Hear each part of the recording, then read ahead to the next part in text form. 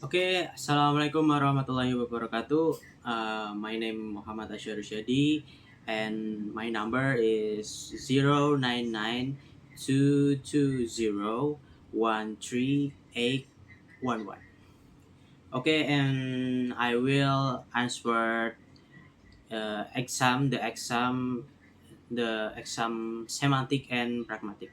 Okay, let's begin this the number one. In point A, he asked, "Do you have any sons?" And the answer is, "I have two sons." And my opinion, the respond it's relevant, provides the specific information requested. Therefore, this conversation is coherent, is appropriate. And the next is point B. We asked, "Do you have any children?" And my answer is, "I have two sons." The context is of the context of conversation is asking about the children in general. A B response is specific, but there is nothing wrong with us. It's still relevant to topic being asked. And moving the point C, he said, "I need to get some breakfast." The answer, there is a baker just around the corner, but the one be open yet. And the context of this conversation that is expressing the need for breakfast. A B then provides a specific solution by mentioning a bakery. Once again, there is nothing wrong because contextually appropriate, although be could be wrong if does not like having bread for breakfast. And the last point is point D. Have some cake. They have some cake. Be answered. Thanks, but I'm gluten intolerant. And the context that offering cake to B fertility declines because of gluten intolerance.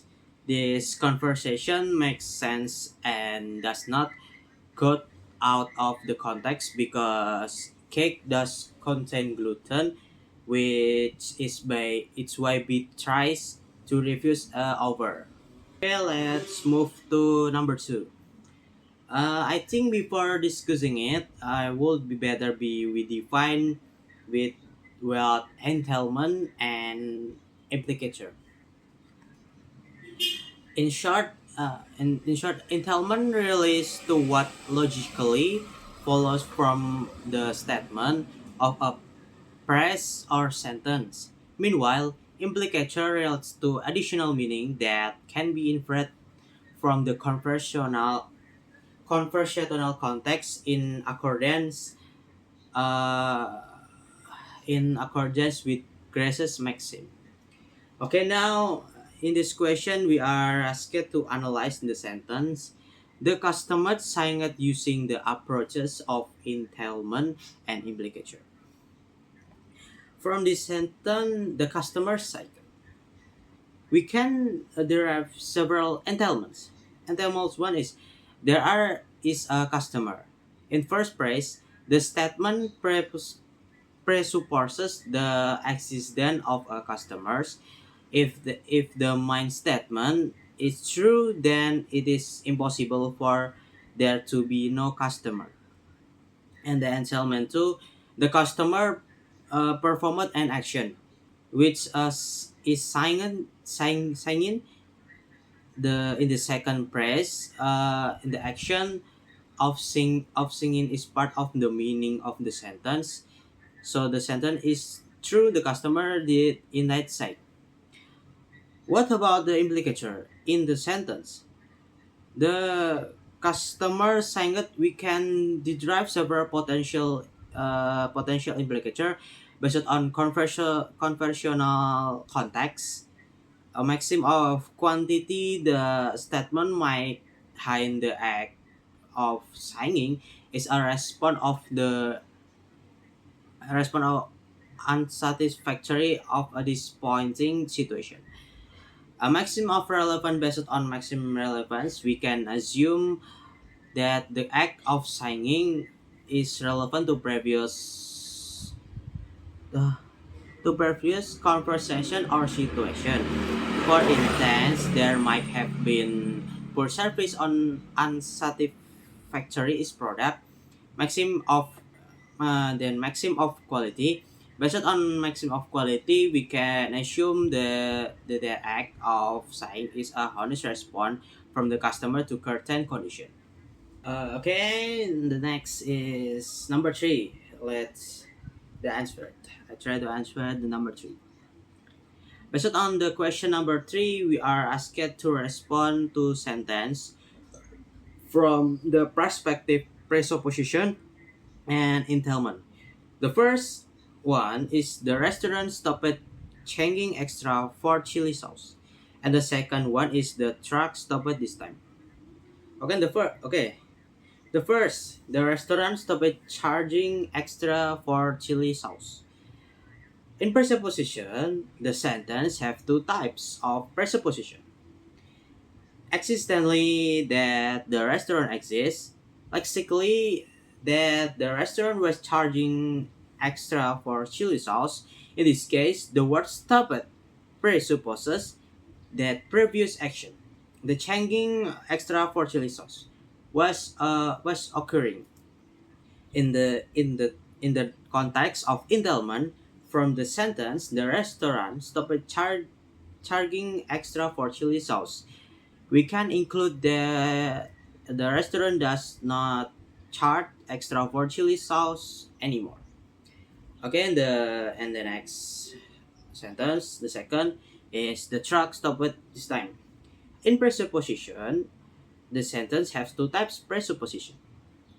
Existently that the truck exists lexically, the press this time presupposes that there were previous incidents involving the truck, possibly that the truck did not stop before.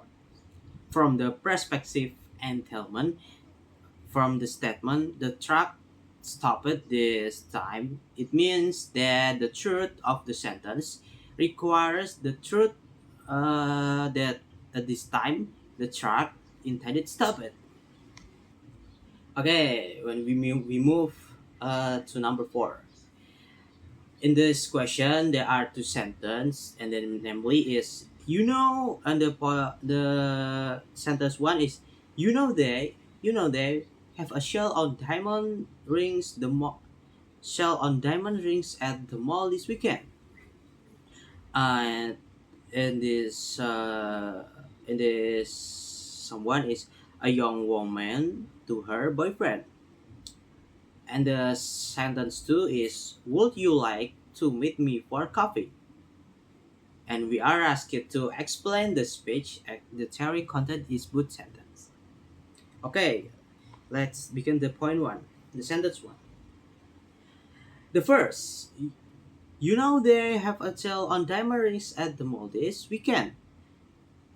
Locutionally, this means the woman is informing her boyfriend about the diamond ring sale at the mall weekend. And illocutionarily, her likely intention to imply or suggest something subtly, such as when wanting to buy a diamond rings or hoping her boyfriend will buy one. Thus, the illocutionary act here is implication or subtle suggestion, as the prelocution is referred to the effect or response generate is the listener. In this case, her boyfriend his response could involve understanding the implied the suggestion and deciding whether to purchase a ring or not. Uh, okay, the second sentence is would you like to meet me for a coffee? Okay. The locutionary act in the sentence is utterance. Would you like to meet me for a coffee? Which literally acts is wants to meet for a coffee or not. In terms illocutionary meaning, the speaker the speaker is attempting to invite or ask the listener to meet and have coffee together. In here, the speak act function is an invitation, and finally, prelocation will the listener accept or decline the offer. The effect depends on the listener decision after hearing the invitation. Okay, and this is last number is number five. In this way, in the number five, you need to have photos to analyze the semantic and pragmatic. And this question, and this the photo one is images. The first one, the content press is Dr. iPhone Pekalongan. And the first Dr. iPhone Pekalongan. And the semantic is the press combines the word doctor, which usually refer to a doctor or medical expert, with iPhone, a brand of mobile phone, and Pekalongan, the name of city in Indonesia. And literally, the press can be interpreted as a doctor or specialist related to iPhone device located in Pekalongan. And the pragmatic is this press indicate specialist service related to iPhone device available in the city Pekalongan, and assuming the understanding this that doctor can refer to an expert on specialist in particular field, in this case iPhone. Okay. And the second photos is the what's it? Pop me. Okay. The secondly is pop me. The semantic is pop can refer to onomatopoeic sounds or popular culture, while me is the Indonesian term of noodle or noodle. The combination could be interpreted as popular instant noodle and possibly referring to a brand or types instant noodle marketed as trendy or appealing to young people. And the pragmatic is pop me refers to well known or popular brand or style of instant noodle, and assuming a shared cultural understanding that pop relates to modernity or trends, and me to instant noodle.